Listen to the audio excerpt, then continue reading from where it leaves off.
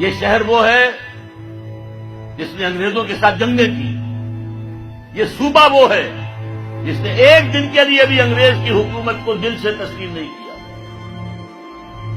1944 تک، partition of India اور آزادی ہند سے 3 سال پہلے تک، ہندوستان میں جو سب سے آخر میں صوبہ فتح ہوا ہے انگریز کے ہاتھوں پر وہ سندھ تھا، لیکن سندھی مسلمان نے انگریز کے اس حکومت کو زیدن تسلیم نہیں کیا۔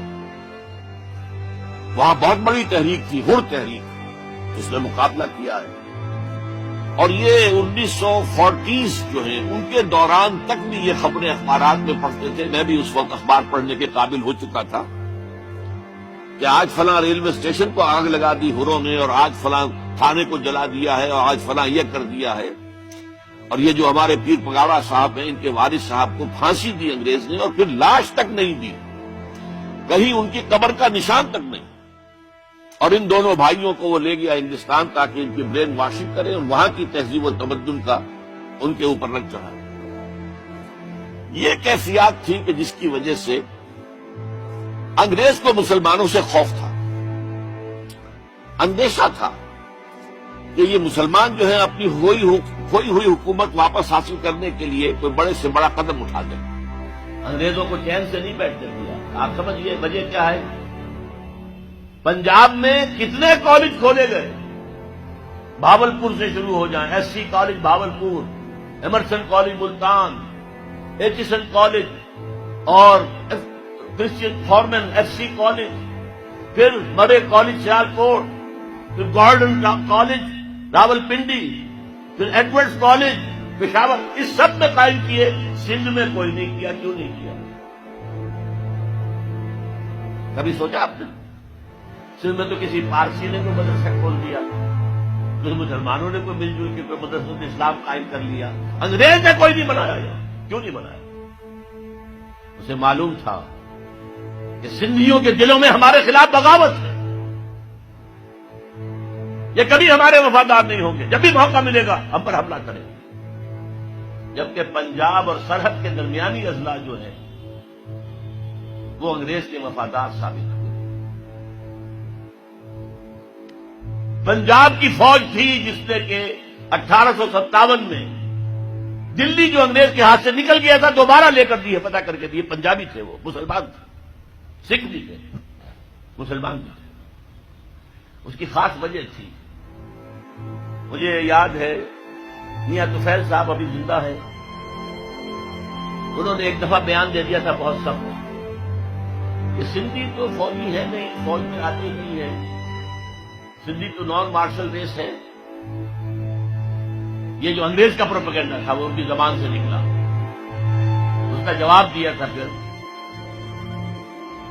جی ایم شاہ، غلام مصطفیٰ شاہ، جو سیکرٹری ایجوکیشن بھی تھے، لاہور میں کالج کے اندر پرنسپل بھی رہے، انہوں نے جواب دیا تھا یس وی ور نیور مرسنریز، ہاں ہم کبھی کرائے کے ٹٹو اور کرائے کے فوجی نہیں تھے جیسے تم تھے پنجابی ہو۔ تم نے تو جا کر کعبے پہ گولیاں چلائی ہیں انگریزوں کی سپاہی بن کر، تم نے تو جا کر یروشلم کا قبضہ لے کر دیا جنرل ایلن بی کو، انگریز کو۔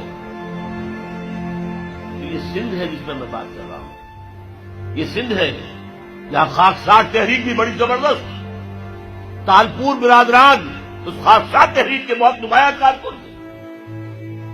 یہ سندھ ہے جہاں پنجاب سے آنے والا ایک نو مسلم تھا پنجابی، سکھ سے مسلمان ہوا تھا، مولوی عبید اللہ، لیکن اس کے نام کے ساتھ سندھی لگ گیا ہمیشہ کے لیے۔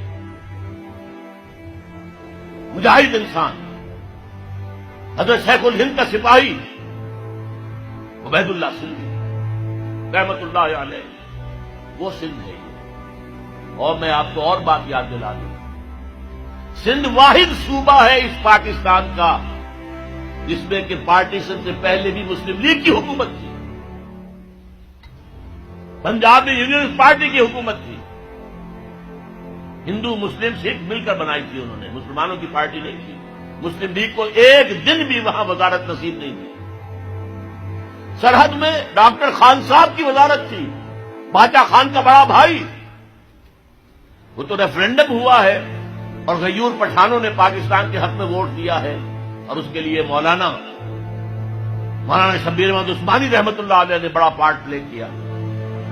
وہاں کے پیر جو ہیں، پیر صاحب مانکی شریف، پیر صاحب زکوڑی شریف، انہوں نے بڑا رول پلے کیا ہے کہ پاکستان میں اسلام نافذ ہوگا، اسلام قائم ہوگا، لہذا ووٹ دو مسلم لیگ کو۔ ورنہ ظاہر بات ہے کہ یہاں تو سوائے سندھ کے کہیں بھی مسلم لیگ کی حکومت نہیں تھی۔ اور جی ایم سید صاحب اگرچہ وہ بعد میں جو کچھ حزب ملک میں ہوا ہے اس سے بددل ہو گئے، ایک ریئیکشن ہوا ان پر، آخر ہوتا ہے، کیوں گردش بادام سے گھبرا نہ جائے دل، انسان ہوں پیالہ اور ساغر نہیں ہوں میں، ان پہ ایک رد عمل ہوا۔ ورنہ وہی تھے جنہوں نے 1943 میں کہا تھا، اے مائنورٹی پروونسز کے مسلمانوں، ہمیں یہاں ہندوؤں نے دبایا ہوا ہے، ہماری زمینیں جو ہیں ان کے پاس گروی رکھی ہوئی ہیں، سارا کاروبار ان کے پاس ہے، خدا کے لیے ہمیں یہ فن نہیں آتا، آؤ تم یہاں۔ ابھی پارٹیشن کا کوئی سوال نہیں ہے، میں 43 کی بات کر رہا ہوں، آؤ سندھ کے اندر تاکہ یہاں پر تم